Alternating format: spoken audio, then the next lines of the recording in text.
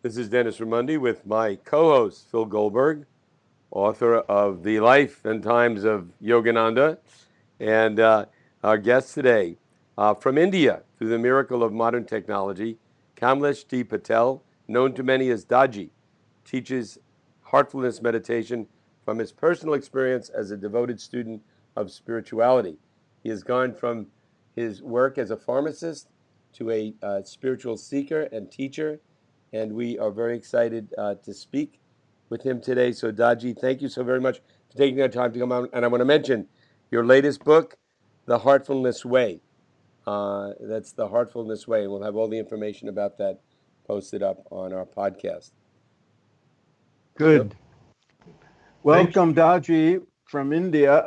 And I want to just say something about Dennis in his introduction. I got the title of your book wrong. Go ahead. Yeah. No, you got the title right for India. That's the title in India. Uh-huh. The title everywhere else is The Life of Yogananda. But let's move on. Daaji, you came to our attention through mutual friends, Varun Soni and others. And you have an interesting life. Why don't you fill in our listeners before we get into your new book and the Heartfulness Meditation? Tell us how you came to become a teacher of meditation. You were born in India. You lived in America. You were a pharmacist by trade. Give us a little bit about that history. Well, I was born in India, as you said. I was educated here, and then I studied and got my license to practice in 2 states, in New York State as well as in California. And started pharmacy career in Brooklyn. And over a period of time, over 30 years, I must have started almost 20 drugstores. Oh. Yes. And my spiritual path began sometime, a long time back. We don't know when we began, but officially, to my senses, when I started under the guidance of a person known as Babuji in 1976. That was my beginning of spiritual journey, which I continued after coming to US also, when that was in 1981. And I would give equal importance to both, to my spiritual practice as well as to the business world. And everything was intermingled, and that's how it should be. Nature has created us with a purpose and not to run away from things.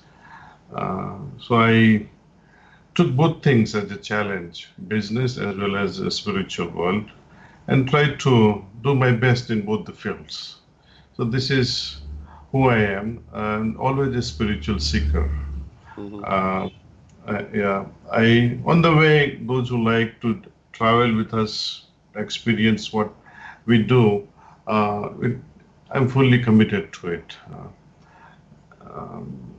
And this Heartfulness Way practice that is offered to every spiritual seeker, rather. Mm-hmm. You are willing to meditate, this is the way. Right. And here, the most magnificent thing that happens with this way is a pranahuti or transmission, which is a unique feature of this. I have heard about Phil from a friend also, Varun, as well as another gentleman called James Joseph, who works for HTC in Detroit. It's a very large international technology company. I don't know how he came, and he forwarded me some of your videos. So now it rings the bell while I'm listening to you, Phil. And, Good. Your association directly, indirectly with Yogananda, it makes me very happy that you are exposed to meditation. Right. Daaji, I wanted to interrupt. Did want to ask you a question, and that is, Please. I'm curious. You were obviously a good student and a good businessman. You studied to be a pharmacist. That's science, and you went into business, and you were very successful. Did it surprise you? Did it surprise your family when you went on such a direct spiritual path? And was there one event or one a meeting with a teacher or something that triggered that in you, where you decided, you know what, I really want to go full force for my enlightenment, for my spirituality.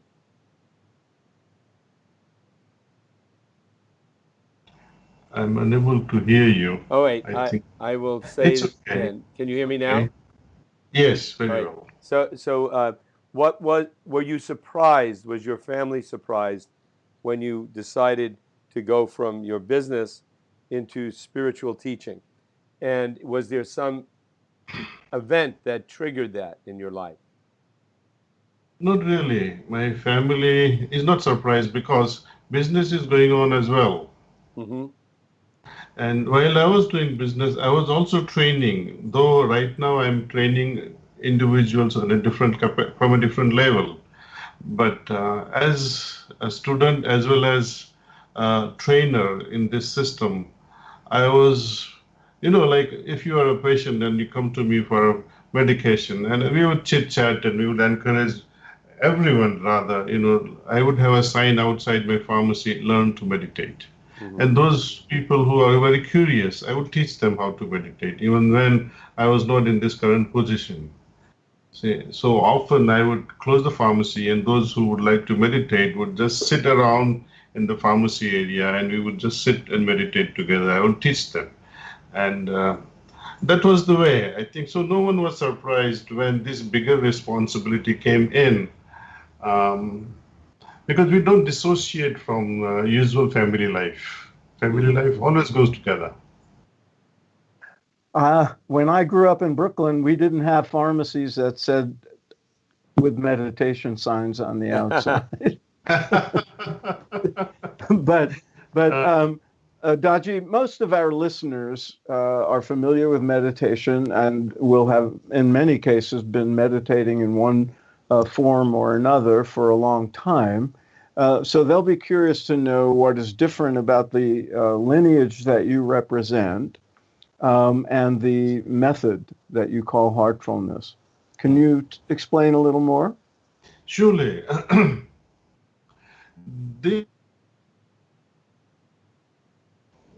What signifies this method is pranahuti. It's a Sanskrit word and loosely translated as yogic transmission, which flows from one heart to another heart with intention, with sankalpa, with determination, with supposition. Like when you close your eyes and meditate, you may be meditating without yogic transmission. But when I transmit to you this yogic transmission, you are able to feel the difference in your meditation instantly. Within half hour, you know the difference that yes, meditation with and meditation without transmission can make a big difference. And this transmission was reinvented. It's not that he invented. The first guide of the system who was born in 1873 in northern part of India, because this technique was known almost 10,000 years back. But somehow in his superconscious state, he came to become cognizant of it. And he said, oh, this is very simple and I can do this. And so he started teaching his people in his neighborhood. And then slowly the news spread that, yes, this man has very striking yogic powers. And instantly he's able to put people into samadhi state because of this pranahuti. So he became very famous slowly in his district. And then another person who came after him was also known as Ramchandra, both carried the same name. And then he spread it worldwide across the world, I would say, in all continents. And after him came another gentleman who was a successor. And the tradition continues, right? And nothing much has changed from the beginning. Meditation which is offered with transmission continues the same way. Of course, ways change now in the sense how it is offered. Earlier, it used to be one-to-one session, like if you had to be initiated. Now, we don't have time to initiate one person at a time, because if I go to college and there are thousands of people waiting to be introduced to meditation, I don't have time to spend one person at a time and spend half hour with each, So we do it all at the same time. At the same time, now the world has become so, smaller. Like if someone is interested in New York and there is no trainer who would transmit to them, and they say, "Oh, let me use this little app, or let me connect it, or via email or via internet, I can make a connection with the Heartfulness trainer and take a remote initiation, and which can be felt also." Okay, and So in the course of a month, how many people do you generally teach?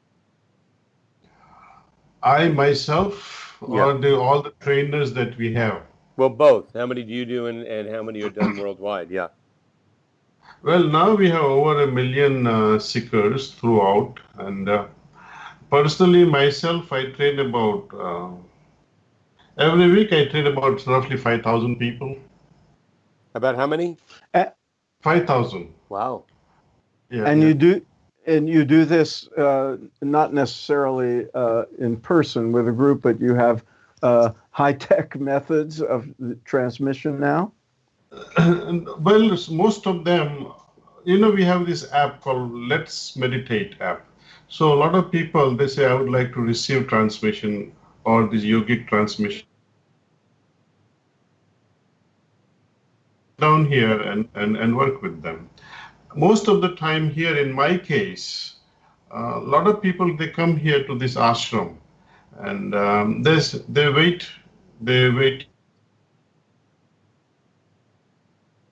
and not much of lecturing is done. It is mainly the spiritual experience that we all enjoy together. I transmit, and they all sit with the closed eyes, and we meditate together and see the difference, feel the difference, and become something in the process. And you have an ashram in Hyderabad? Yes, sir. Maybe you should mention the name for people who are listening in India. Well, it's called Kanha Santivanam, and actually we have so many, over 1,000 heartfulness centers, or heart spots we call them. If you look into heartfulness.com and you request that, oh, I'm in New York, is there a nearby heart spot center where there is availability of a trainer, or where I can go and meditate? So I think we have over 2,000 such heart spots worldwide. Very good. Let me ask you another question, Dennis, if I may. Go ahead. The term heartfulness meditation and your book, The Heartfulness Way, Yes, was that choice of name a deliberate sort of counter to mindfulness, the popularity of the word mindfulness, or does it actually predate all of that? Well, it predates long back, actually. Mindfulness, if I'm not mistaken, it's started becoming known to the world sometime in 1995 or 96. Around that time, it became very popular. Mm-hmm. This has been going on. As I said, it's from 1873, after his birth, and 1945 was the year when this system was officially organized, legally formed as a society in India. And it was called Heartfulness then? It was established as an organization called Sri Ramchandra Mission. But always use the heart as a way of meditation. Like when you sit and meditate, you use heart. When people say, let us talk, thing that we do. But officially, the name was coined sometime in 2003. Mm-hmm. And we made a chosen decision that let us move on with this word, because it's a very nice word too. It expresses everything about the system, that everything that you do it with your heart. So Heartfulness Way, it's just the right way. And there is no idea that we should compete with mindfulness. There is no, in fact, integration is better. Right. And very good. Special identification is not good. That is ego-driven. Right. I'm actually looking at your website now. You have a great website, and I'm looking up the heart spots. You really are worldwide. I have one question about the meditation. When you instruct somebody, how much time do you tell them to spend a day in meditation? And if somebody wants to really go deep, or they come to your ashram, can they spend many more hours a day in meditation? So what's the balance of meditation and activity that you recommend? Well, to begin with, we recommend that let's meditate for about 20 minutes or half an hour in the morning. And then let this effect of meditation, which becomes meditative state, continue throughout the day during all your daily activities. And is there instructions for how to do that second part? Happens very naturally. Mm-hmm. It happens when you like something, and when the experience is so profound, I think you remain glued on to it. And even if you want to shake it off, it's not easy for you to shake it off, because it's such a profound stillness you feel within that you like to remain connected with it. So I think method is unnecessary. Just sit for a half hour in the morning or 20 minutes and savor that meditation experience, and allow that stillness or calmness that was a result of meditation continue. That's all, I think. And if perchance you want to repeat it again and maybe make it more intense. I'm working in a pharmacy, for example, and suddenly there is something that upsets me. And for a moment, I'm away from my, this meditative state. What do I do then? See, I go to bathroom, I just stand quietly in one corner and then just reconnect myself to the previous meditative state. And back again, it's like, when you're driving and you make a mistake in a wrong exit, take a U-turn or, drive a long distance and come back to the main highway. So consciousness is like that. Consciousness is not like traveling big distance. Instantly you can be in a super conscious, or you can be in your normal state with which you can interact with. Very good. Please continue. And the whole idea is to play with this consciousness, actually. How wonderfully we can play with this consciousness in such a way that we don't gather the impressions. Let me explain to you this little bit about impressions or samskaras, or the impact of our thoughts, attitude, and actions. Let's say you are seated in a flight and you are on row number 13 or 14 and you are seeing passengers coming one by one. Air hostess serving people, and your mind, though quiet and seated, and you're doing nothing at that moment, you continue to analyze people. Oh, this person looks all right. Second person enters. Oh, this person looks angry and disturbed. Oh, this air hostess, I think she serves well. And you have some reaction to all these things. Oh, this lady is carrying so much of bags. Doesn't she understand how to travel lighter? These likes and dislikes, we go on filtering in our heart, and we react to it. In business world also, with the decisions that we make or the things that affect us, everything percolates to likes and dislikes. I wish I had this. I wish I don't have this. Hard to manifest. Yes, please. We had, if you would repeat the last sentence, Daaji, because we had a blank in the sound. Yes, that all these likes and dislikes, they affect our heart. And this effect on the heart, because of likes and dislikes, change our consciousness. It's like when you're so happy, your consciousness simply expands. When you're angry and upset, your consciousness somehow gravitates into a small, compact thing, and you dislike it, and it can happen that you may even get migraine, or you might even get headache, and you don't feel like talking to anyone at that moment. our consciousness goes on playing and it gets affected. That's why Phil might, I don't know, but Dennis, if you're exposed to meditation and things like that, there is a term called conditioning yourself like a lotus in water, which is not affected by the dirty pond. It remains unaffected. So the art of meditation, besides protecting your consciousness, spiritual purpose is only this, to make it expand. Not just maintain and remaining unaffected by things around us, but allow it to expand. See, we work with what little consciousness or awareness with which we work, which is like a thin layer of consciousness, above which there is a superconscious ocean, and below which there is a subconscious ocean. So the available consciousness we usually play with is very thin layer of water film.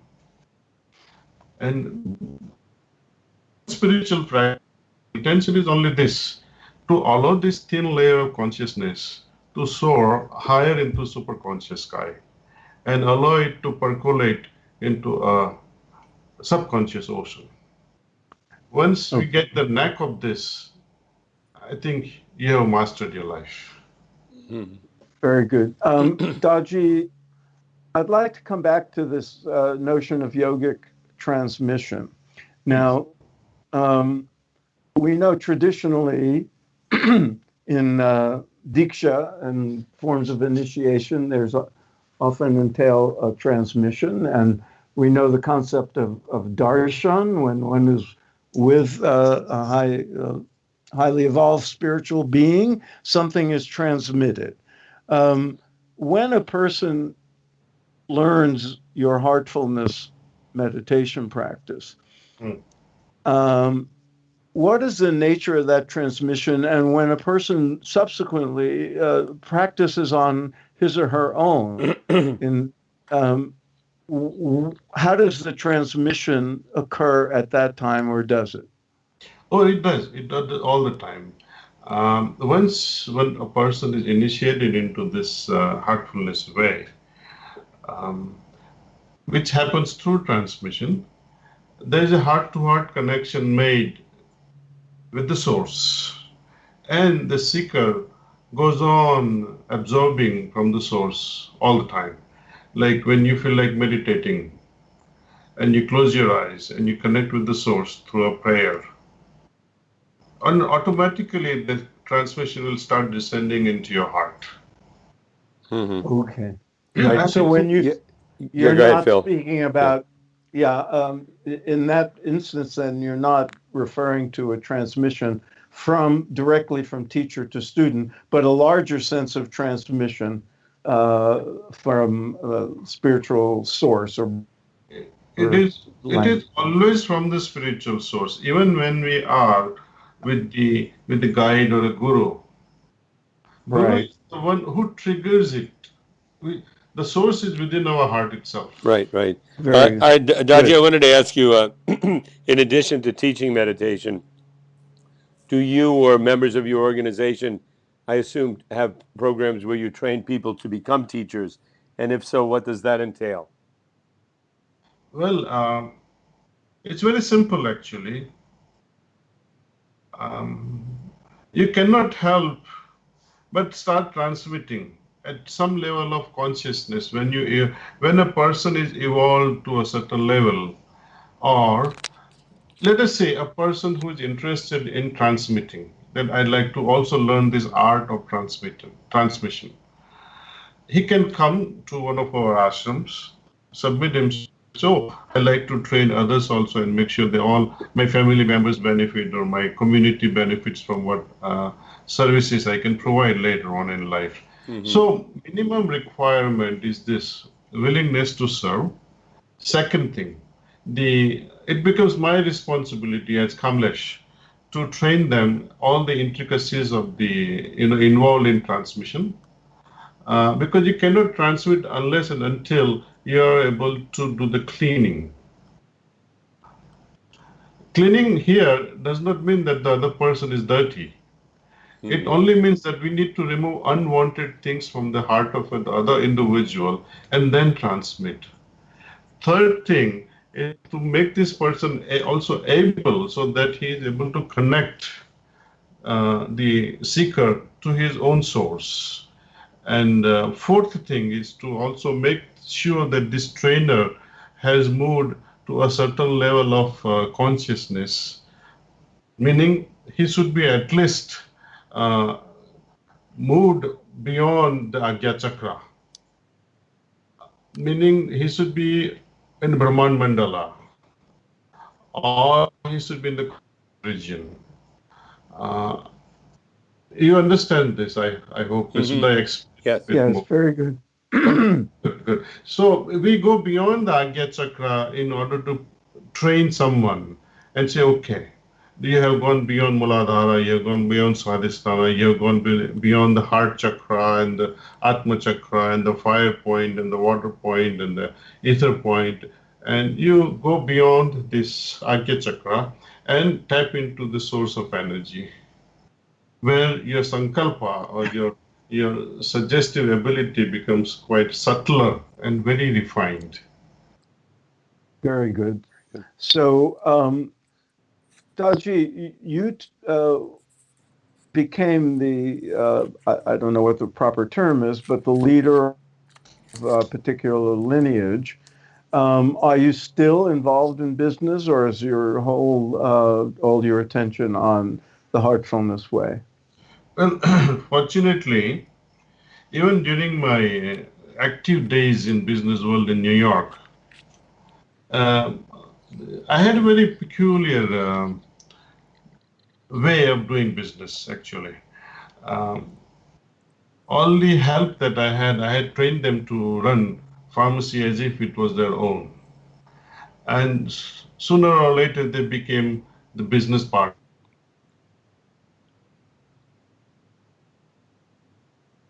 We just lost. Right. Yeah, I mean, it We was lost. it was Daaji, on we lost. autopilot. Yeah, if you We could lost the just sound. back up about 30 seconds and When answer you Phil's said you question. had, yeah, we had a sound glitch. Maybe you could just say you train people a certain way to run the businesses. Yeah, and they became the actual business people, even the employees, and they were able to run the business as if it was their own business. And right now, the same way it's going on, where they don't require my presence, actually. Uh-huh. Yeah. The trick was to let them feel that they own it, and they literally own it as business partners. Mm-hmm. Very good. Good. Yeah, So- yeah. You can. Yeah. Pardon me. Go ahead. No, I was going to say I wanted to thank you for taking the time. We're going to wrap it up now. But if there's any other final questions you have, Phil, or any final points, Daaji, that you would like to make to our listeners. Well, I would like all those spiritual seekers, please try this transmission at least once and see for yourself, experience it and see how it can make a difference in your state of consciousness. Nothing much is needed. Just log into one of our trainers or Heartfulness or Heartspot and receive this transmission and compare it with your meditation experience. Continue with your own guru. There is no need to change a guru or a system. Benefits us. And we should mention again your book, The Heartfulness Way, subtitle Heart-Based Meditations for Spiritual Transformation. We've been calling you Daaji. Your name on the book is Yes. Kamlesh D. Patel, and Yes. with the co-author Joshua Pollock.